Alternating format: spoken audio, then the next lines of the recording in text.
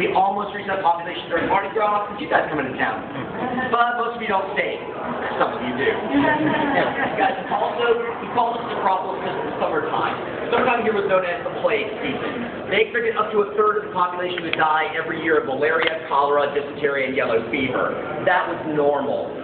On top of it, we're an international seaport. Any disease going around the globe comes into New Orleans.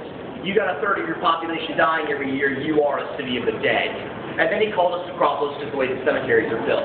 With them being built above ground, they look like miniature cities for dead people. Pretty clever guy, Mr. Twain. One of my favorite American authors. I dig that dude. Now, just like any other urban area, you have different styles of real estate inside the cemetery.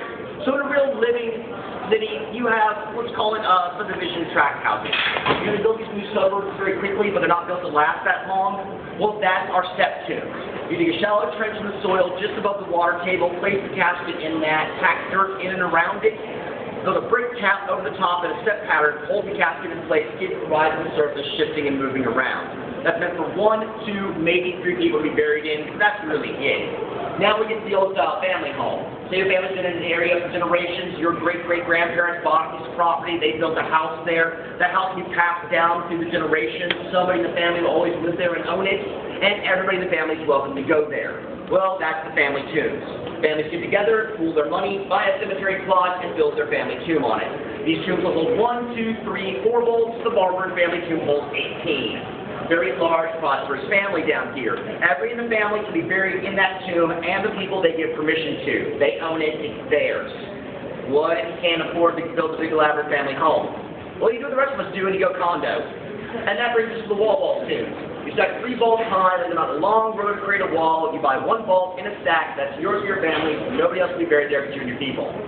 Well, if you can't afford to go condo? Well, you do what the rest of us do and you rent.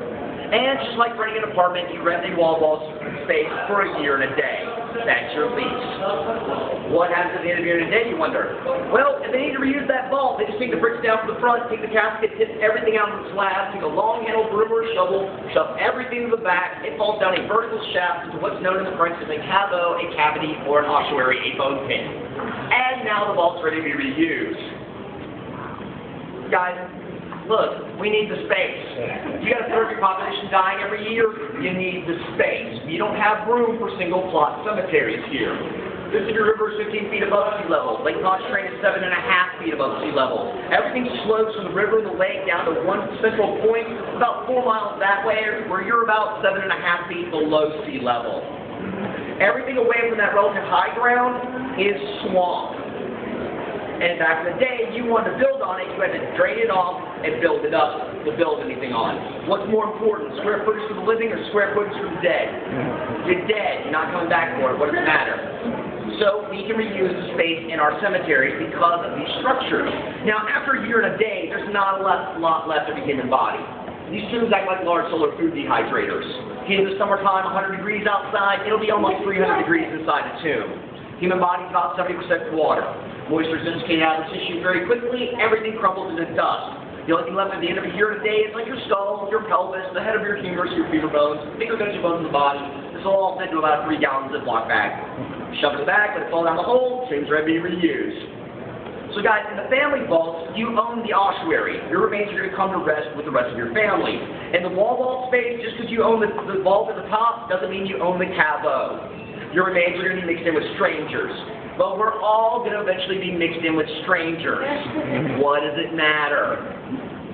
Just like in any other urban area, though, you can't spread out, you got to go up. We were building skyscrapers way before the rest of the country. We just did it for dead people. And these tombs aren't end run around that Catholic dogma against cremation. We're not going to burn the body all at one time. We're just going to slow braise it for a year and a day. What? It's New Orleans. Everything comes back to food, y'all. Relax. So, go and see some of this? Yeah. Let's go outside. Oh, guys, one little helpful hint, though, that I have. Look, I know some of you are going to want to get that perfect photo